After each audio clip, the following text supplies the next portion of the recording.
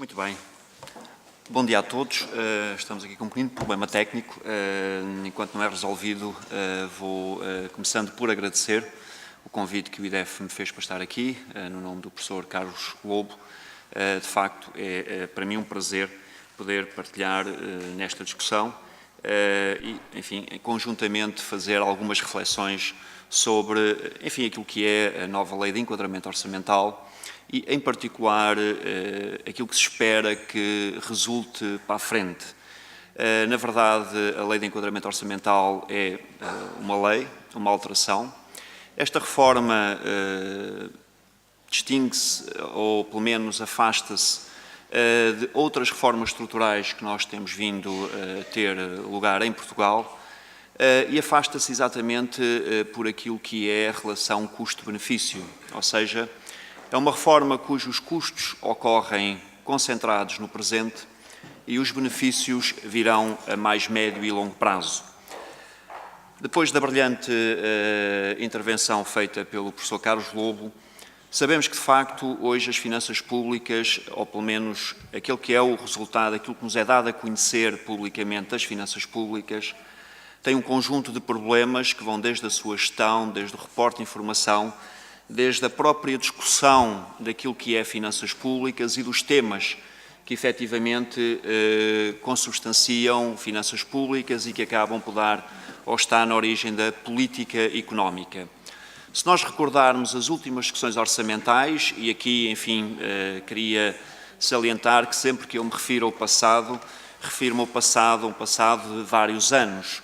Nunca me refiro ao passado como sendo este ou aquele governo, porque, no fundo, isso hoje não é para aqui chamado, nem deve ser para aqui chamado, sob pena de nós condenarmos esta reforma.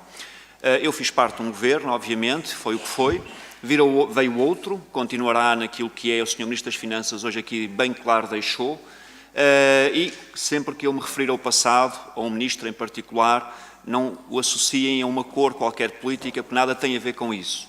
Tem a ver exatamente com a discussão que nós temos em Portugal sobre um orçamento do Estado. O Orçamento do Estado é provavelmente o documento mais importante feito por um governo que consubstancia aquilo que é a política económica, a política financeira do Estado e do governo.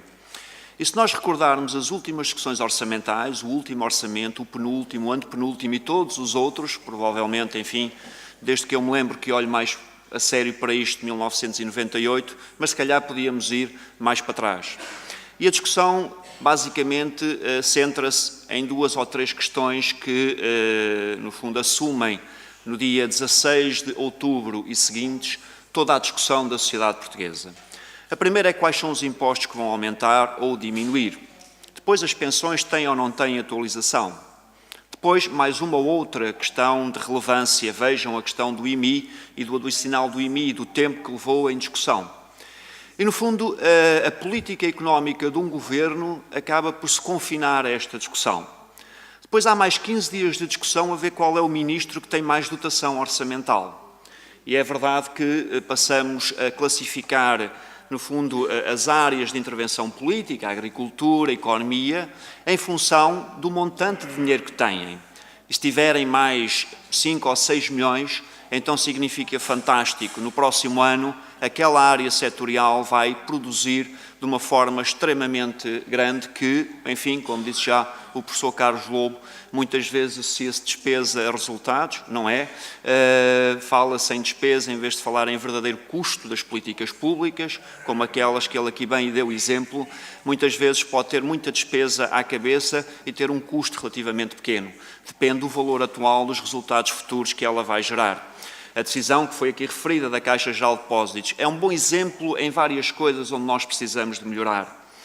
Primeiro, reparem que nestes últimos, não consigo precisar porque a memória já me falha, mas nestes últimos 15 dias, creio que não falhe se assim o disser, fomos confrontados por informação orçamental, de execução orçamental.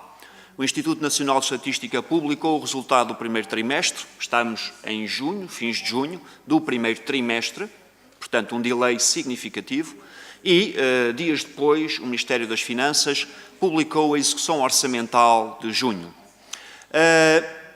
E, portanto, o que significa que fomos confrontados com duas realidades diferentes. Primeiro, o Instituto Nacional de Estatística a dizer-nos que, de facto, o déficit até melhorou no primeiro trimestre deste ano, quando comparado com o ano passado, passámos de 3,3% do PIB para 2,1% ou 2,2% do PIB, não consigo precisar. Bom, em contabilidade pública veio a informação de que, afinal, houve uma deterioração orçamental, enfim, justificada, está lá justificada, mais reembolsos de IRS, tudo muito bem explicado. É verdade que é muito bem explicado para quem está dentro da área e percebe e domina todos estes conceitos, porque quem não está e não domina fica baralhado, afinal, estamos melhor ou estamos pior. E é verdade que esta é uma das áreas nas quais nós temos que melhorar significativamente.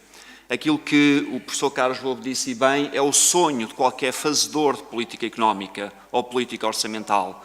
Aliás, ele próprio foi sonhador no tempo em que foi secretário dos Assuntos Fiscais, como qualquer secretário dos Assuntos Fiscais continua a sonhar, ou qualquer secretário do Orçamento, ou qualquer ministro das Finanças. É de facto nós ligarmos o computador e dizermos: ontem a execução orçamental estava aqui. Portanto, eu tenho tempo para tomar decisão, reverter esta situação, identificar os riscos e poder corrigir, se disso for caso. É claro que o desfazamento temporal entre o conhecimento da realidade e o momento em que estamos, muitas vezes impede que algumas decisões possam vir a ser tomadas.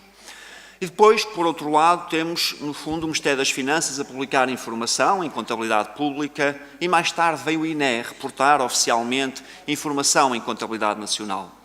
É verdade que, enfim, é o sistema que temos, mas o sistema que temos deve evoluir para que, de facto, tudo isto seja feito no Ministério das Finanças. É lá que deve ser feita toda a informação. E, obviamente, que, enfim, cumpre depois à entidade oficial certificar aquelas contas e publicá-las e reportá-las.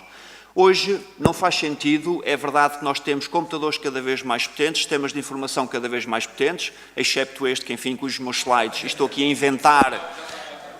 Peço desculpa, não me avisaram, peço desculpa. Agora a falha técnica foi minha.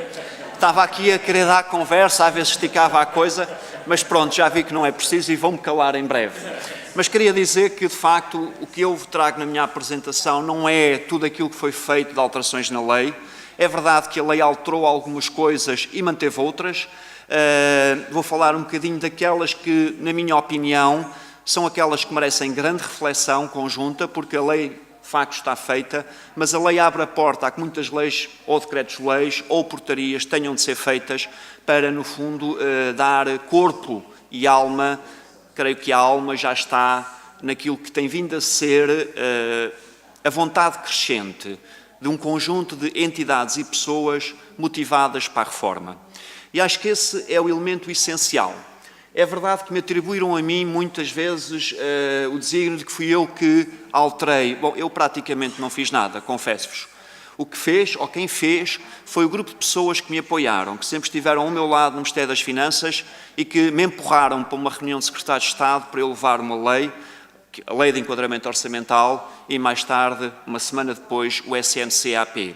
A eles eu devo, de facto, tenho um voto de gratidão eterno, porque muitas vezes me têm atribuído méritos que não são meus, são dessas pessoas e entidades que sempre estiveram ao meu lado durante o tempo em que tive essas funções e que tornaram real esta lei. Também disse na altura e repito sempre, a lei é uma lei feita naquele momento, com a reflexão daquele momento.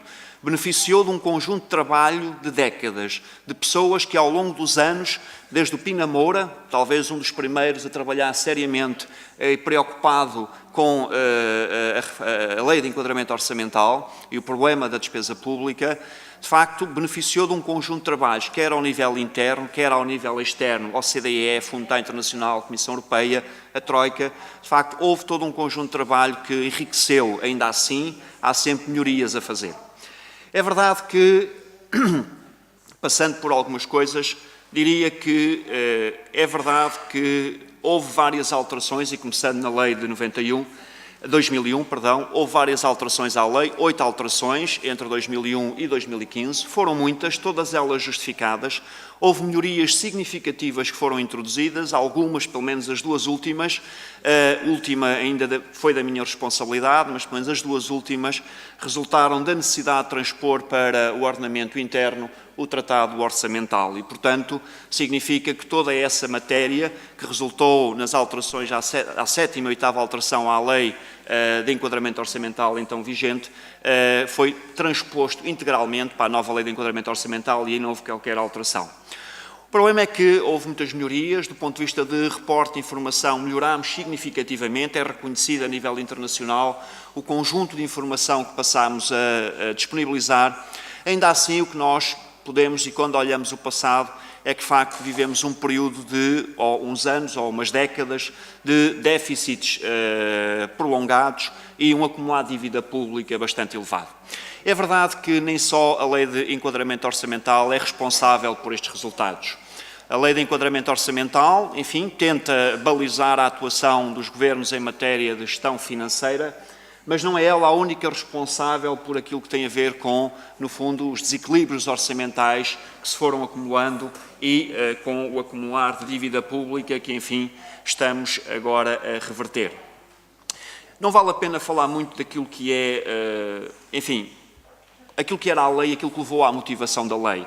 Mas, por um lado, depois de tantas alterações, a sistemática da lei ficou desarticulada e confusa. Portanto, era necessário rearrumar aqueles artigos todos e dar um novo corpo à lei e modernizá-la. Planeamento orçamental fragmentado. E aqui, orçamental significa orgânico, significa contabilístico, como já aqui foi dito, 20 anos para implementar talvez 80% do POC-P, planos oficiais de contabilidade dispersos por vários setores de atividade e, portanto, tudo isso gera uma grande confusão. Aliás, há vários exemplos de que operações que podem ser neutras, mas realizadas entre serviços integrados e empresas reclassificadas, por exemplo, que do ponto de vista da Caixa não têm efeito nenhum, têm impacto no déficit orçamental. E, portanto, isto não pode acontecer. Não pode acontecer exatamente porque, no fundo, a operação é neutra, mas do ponto de vista contabilístico, há sistemas contabilísticos diferentes, geram impacto no déficit orçamental. Por outro lado, orçamentação por programas incipiente. De facto, a anterior lei já previa a orçamentação por programas. Acontece que confundimos programas com orgânicas e o que temos hoje é programas definidos em orgânicas e, portanto, significa que há que melhorar não apenas na sua decomposição de orgânicas, mas também dar um enfoque relativamente àquilo que é o custo das políticas públicas e o benefício das políticas públicas. Só assim nós podemos evoluir na discussão. Deixar de olhar para o IMI, ou para o AMI, ou para o IRS, ou para os escalões, ou para a sobretaxa, ou para o benefício fiscal, e olharmos efetivamente, afinal, mais 6% no orçamento da agricultura, por exemplo, não sei se é verdade ou mentira, o que é que se traduz do ponto de vista de políticas públicas? Qual é o benefício para a sociedade e para a coletividade como um todo pelo facto da agricultura ter mais 6 milhões de euros? Qual é o retorno desses 6 milhões de euros? Quais são os critérios e os requisitos que de facto vão ser usados na aferição do cumprimento de objetivos consagrados para a atribuição de mais 6 milhões de euros? Esta é a discussão que nós devemos ter. Eu sei, vai levar 20 anos a lá chegarmos. Na discussão, na maturidade e naquilo que é todo o saber que é preciso criarmos para podermos pôr a discussão a este nível. Sistema contabilístico incompleto e fragmentado, a importância crescente das receitas próprias, de facto o professor Carlos Lobo também já falou, de facto tem vindo a ganhar peso relevante até pelas dificuldades orçamentais as receitas próprias. O problema é que a gestão das receitas próprias tem, do ponto de vista orçamental e do ponto de vista do Ministério das Finanças, alguns constrangimentos, porque o dono do dinheiro sente-se no direito de o gastar todo e isso cria um constrangimento dado. É verdade, por exemplo, quando nós olhamos uma universidade, ganha um concurso internacional, acaba um projeto, bom, tem que fazer mais despesa, tem mais receita.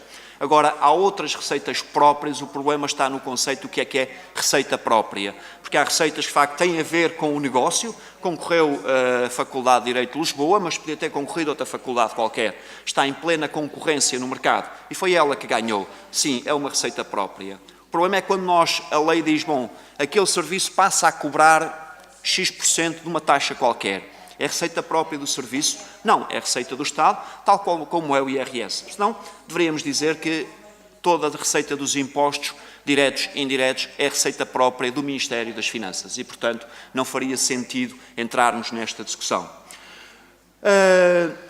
Um modelo organizacional inexistente, de facto, tentou-se, nestes últimos anos, também convergir para um modelo dentro dos ministérios setoriais, onde, de facto, se passa a concentrar a discussão do plano orçamental e financeiro.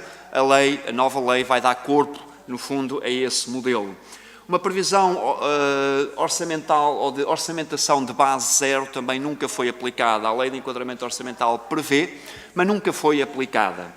Tetos de despesa limitados, e aqui de facto também ainda alguma discussão tem que haver, tetos de despesa limitados na medida em que, no fundo, a panóplia de decomposição daquilo que dá lugar à elaboração dos tetos de despesa acaba por definir limites de despesa financiados apenas por receitas gerais, ficando fora todas as outras receitas. Ora, cria-se aqui um antagonismo entre aquilo que é uma regra que nós temos orçamental, transposta do Tratado Orçamental, que diz que não podemos exceder o limite de despesa do Estado e aqui entenda-se administrações públicas, num determinado valor, e depois ter regras que digam, bom, afinal, o limite é só para uma parte da receita. Depois dizemos, bom, onde é que está a administração local? Onde é que está a administração regional? Bom, essas nem sequer aqui estão. E, portanto, significa que, coitado do Ministro das Finanças, é-lhe imposto uma meta para ele cumprir, quando uma parte significativa daquilo que é despesa não está na sua alçada. Ora, de facto, temos que resolver também essa situação. E o papel do Tesouro ausente, é verdade, muitas melhorias foram sendo feitas e a nova lei o que faz é transpor o ordenamento que temos atualmente em legislação dispersa para a lei de enquadramento orçamental. Eu pedia ao Sr. Presidente para me avisar das horas, porque eu distraio-me na conversa. Bom, do ponto de vista daquilo que é, eu vou passar por estes pontos, daqueles que são os mais relevantes do meu ponto de vista, a organização jurídica da lei, definição de um calendário orçamental claro, o que é que se faz em cada momento do tempo, efetivar a orçamentação por programas, promoção da gestão orçamental setorial e a responsabilização, sistema de contabilidade pública renovada. Só um exemplo em termos de responsabilização. A forma como hoje se faz um orçamento é praticamente simples. Vai-se a Conselho de Ministros e diz o Ministro tem 100 milhões de euros para gastar. Na noite do orçamento, o Ministério das Finanças, espera aí, é preciso cativar 20%. Ele acorda e tem 80%. Bom, e ele vai ao Conselho de Ministros, espera lá, Sr. Primeiro-Ministro, tinham prometido 100 para eu fazer isto, mas agora só me deram 80. Sabe como é que é? De facto, aqui a gestão orçamental implica que assim seja, mas olha, se isto sobrar, depois a gente vai libertando uma parte.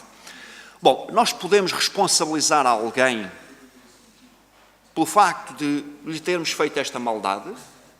Eu acho que não, não é? Não podemos, e não é por acaso que muitas vezes o que nós ouvimos na comunicação social é que qualquer problema setorial é responsabilidade do Ministério das Finanças. É fácil ver. Problemas setoriais que vão aparecendo, logo a seguir vem, o papel está no Ministério das Finanças. Precisamos da autorização do Ministério das Finanças. Está no Ministério das Finanças. Não, não pode ser assim. O que se diz é, o Sr. Ministro tem 100. Governe lá a sua vida durante um ano com os 100. Não venha cá pedir mais porque não há mais. Se conseguir poupar 20, nós agradecemos, até podemos distribuir um bocadinho mais.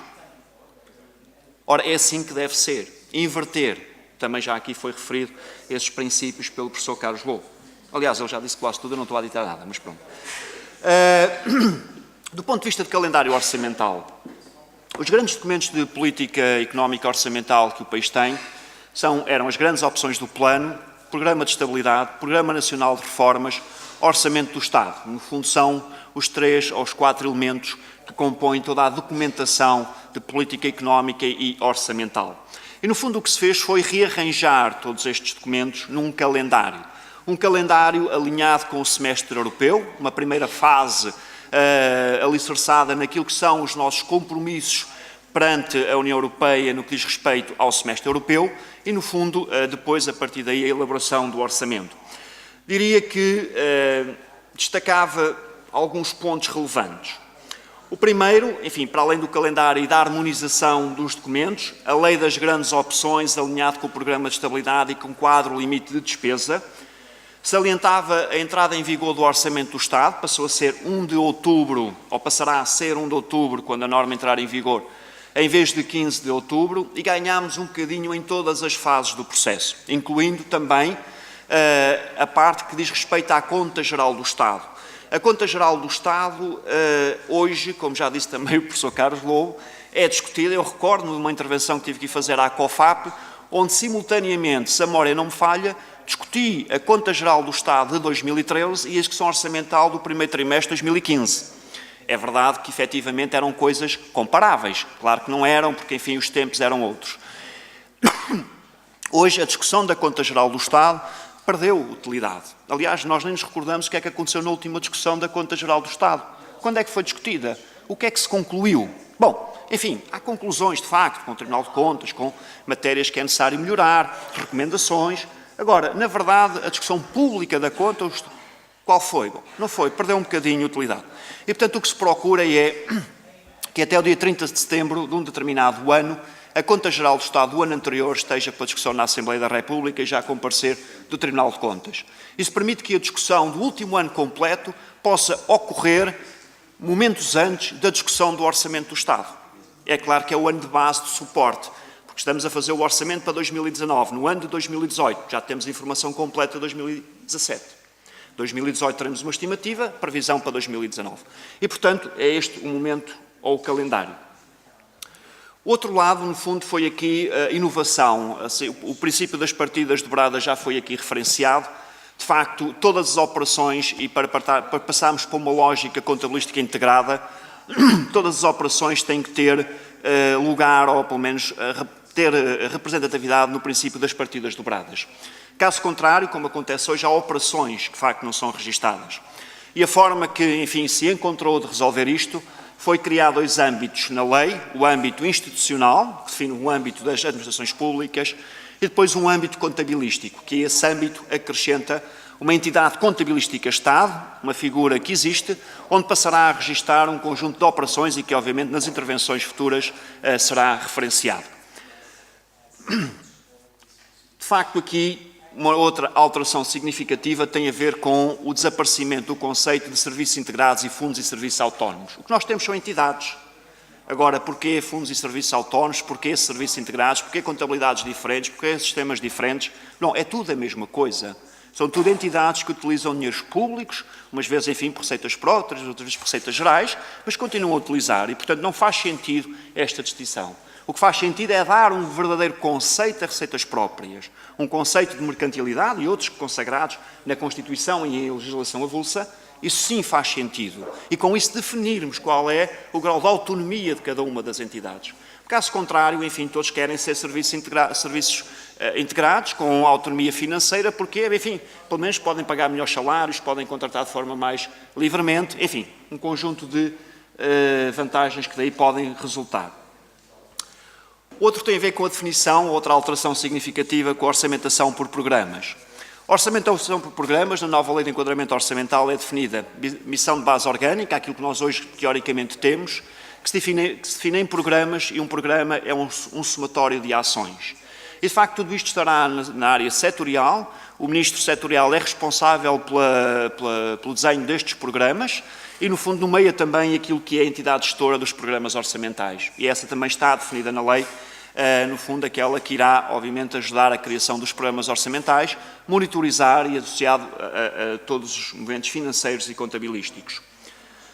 Do ponto de vista daquilo que é a inovação em termos de elementos do orçamento do Estado, a par daquilo que nós já temos, passamos a ter resultado da contabilidade financeira, passamos a ter, enfim, um relatório do Orçamento do Estado que hoje a lei prevê ser mais completo do ponto de vista da informação. Na verdade, o nosso relatório do Orçamento do Estado, em resultado daquilo que foram as intervenções do Programa de Assistência Económica e Financeira, melhorou num conjunto de capítulos que nós não escrevíamos até à altura. Falo, por exemplo, da avaliação de riscos orçamentais, sustentabilidade das finanças públicas, de, enfim, um conjunto de própria inclusão do parecer do Conselho de Finanças Públicas no assessment que faz ao cenário macroeconómico, a comparação do cenário macro com previsões de outros organismos. Tudo isto em busca de melhorarmos o nosso resultado.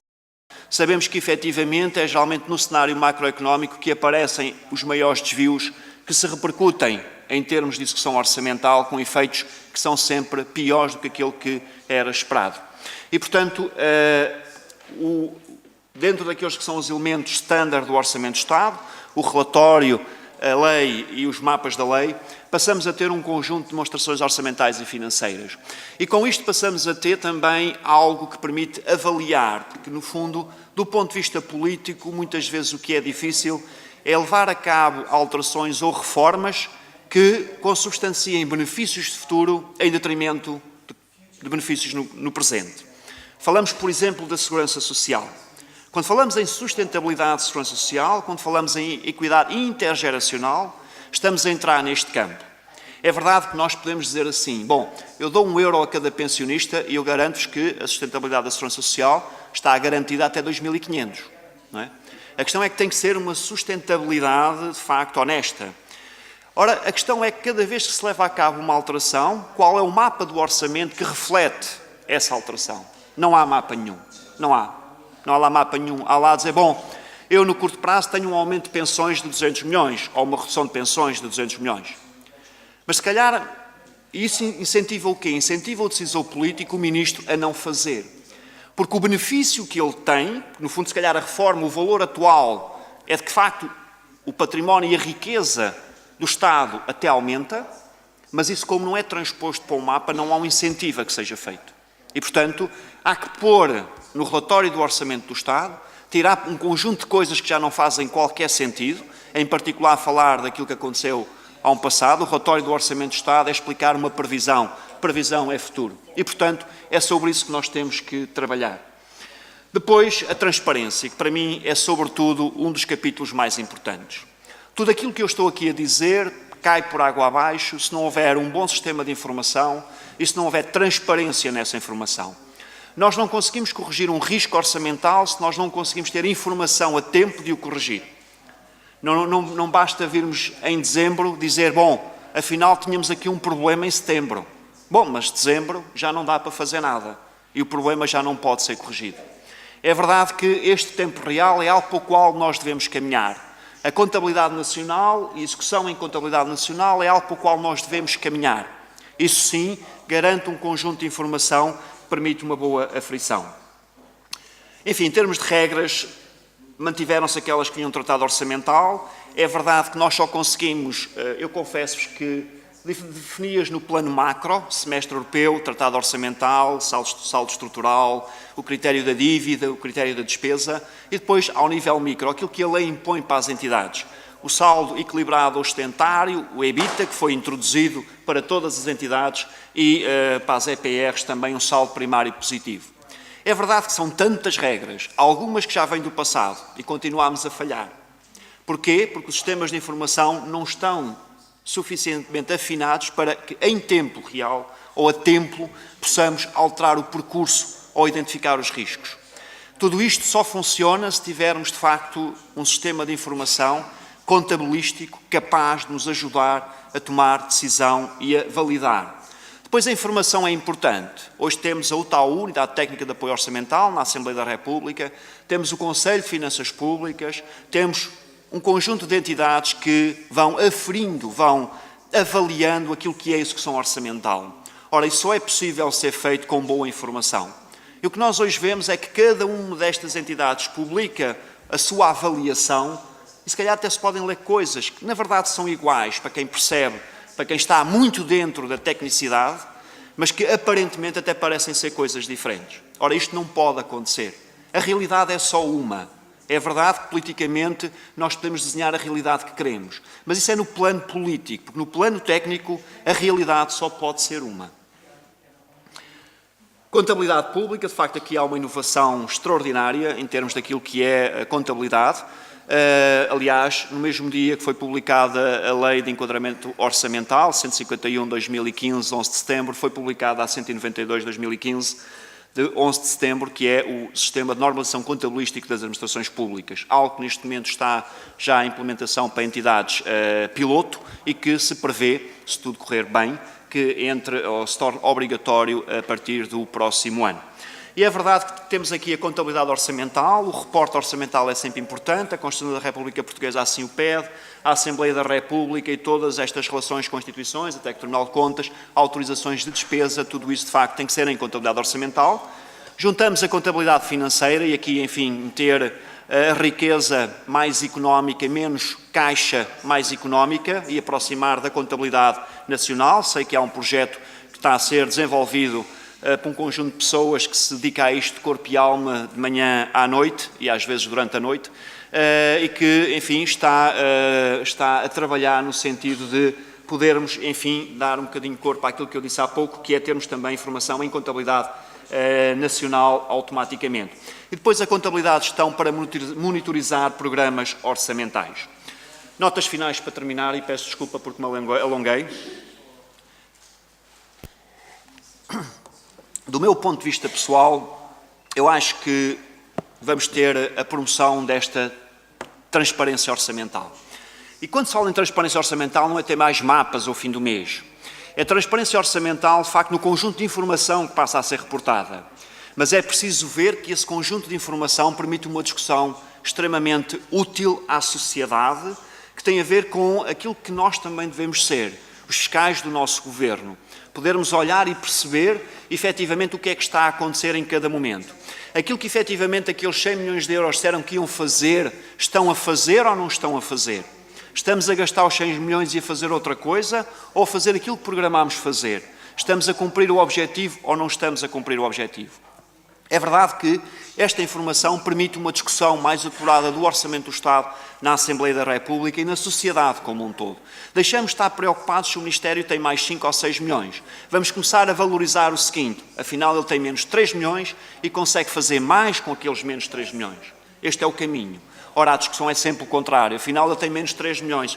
Quer dizer que o Governo despreza este Ministério. Nada disso, não é verdade.